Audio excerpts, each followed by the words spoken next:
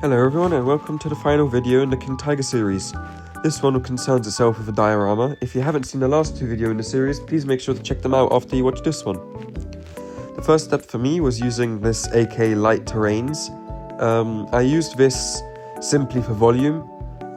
Compared to the other product I'll be using in this video, this is much cheaper and has a much higher volume per use. And I used this to add texture so I can save money using the other product. As you can see, I used extruded polystyrene for my base, which is also extremely slippery and doesn't hold well with other terrain paste, but the fact that this is quite viscous helped with that fact, since I could spread it around like a paste. The focus of the video, however, is the VMS Smart Mud.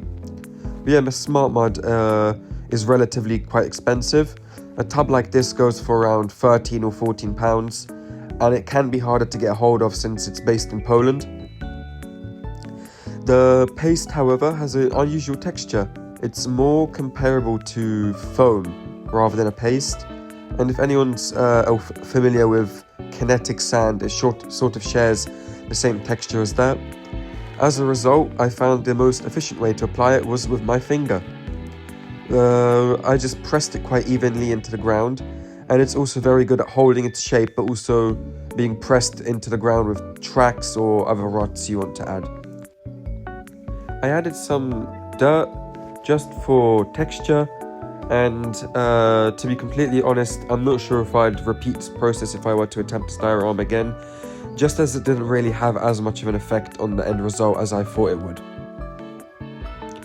However, this did teach me quite a good lesson because the dirt did stick to the Smart Mud without any further adhesives. I then grabbed some rocks and pebbles. I had these rocks from setting up an aquarium quite a while back, so I have a large bag of various different shapes of rocks and pebbles. I noticed while applying these rocks that the jump in height between the little ledge I can see on the left there and the rest of the diorama was quite severe, so I used some rocks to fill that gap and make it a more natural change in altitude or height. Again, the rocks, very few of the rocks required extra adhesives.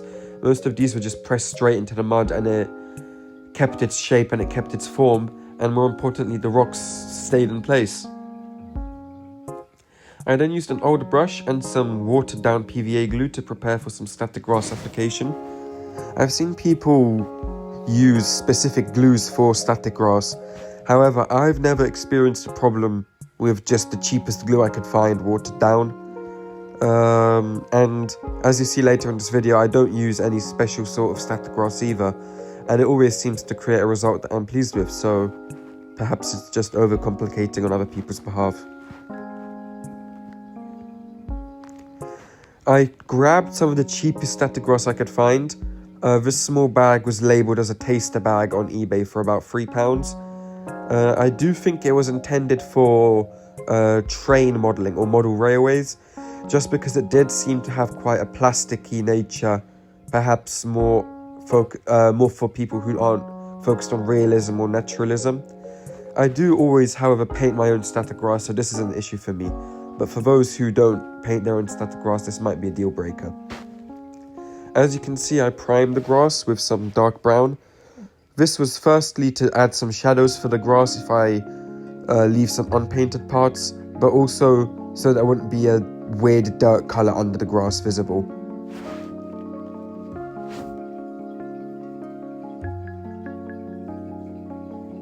As you can see here, I also added some other foliage off camera. I have some old grass tufts, and I also cut up old brush, as you can see here in the black, and created some sort of weed or perhaps just a long grass growing in between the rocks. All about adding texture and variety to the diorama.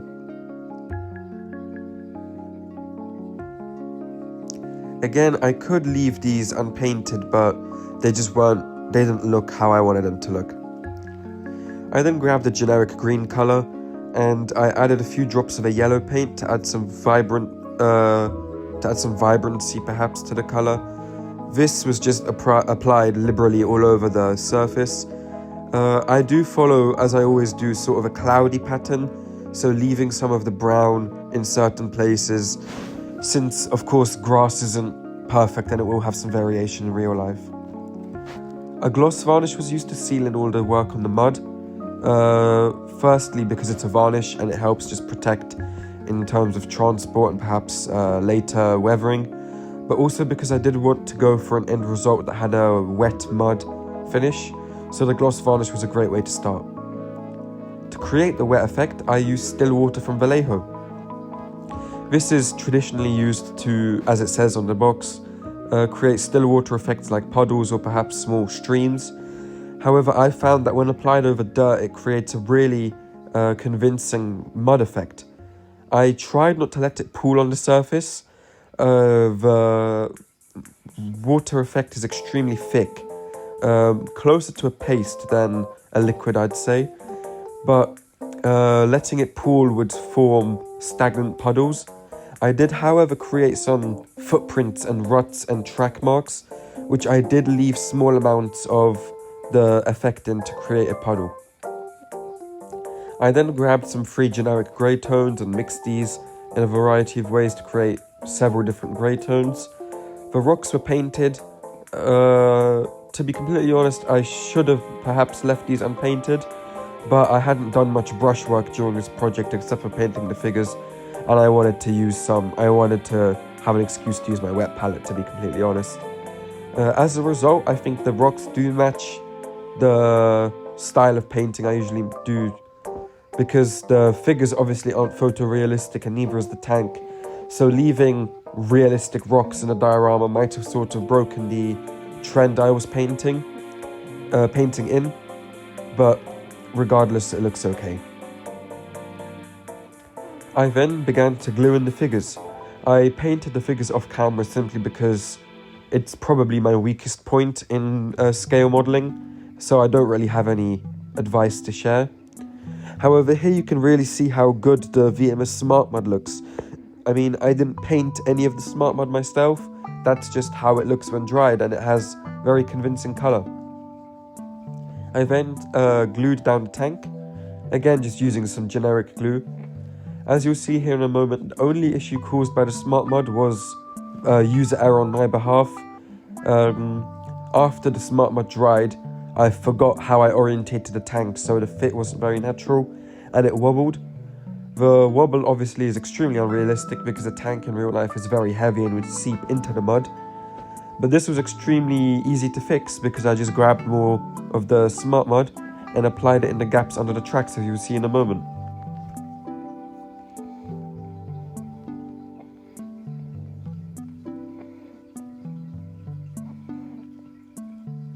Since, like I said, I didn't paint any of the Smart Mud, all I had to do was just open the tub again and just apply it between the track and the ground. And to finish it off, I just put some more of the still water effects over the top of the Smart Mud I just added.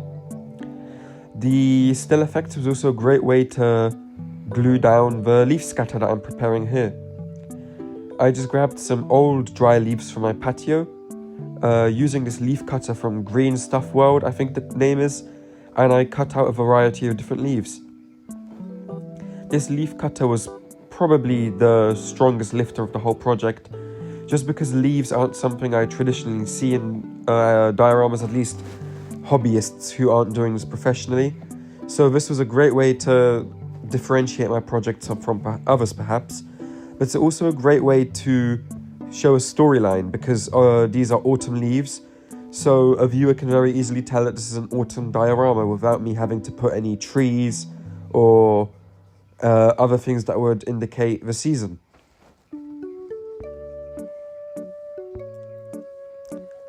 And with that, the project was finished. Thank you for watching. If you'd like to see some more photos and these photos in more detail, please check out the video or the link in the description, and thank you.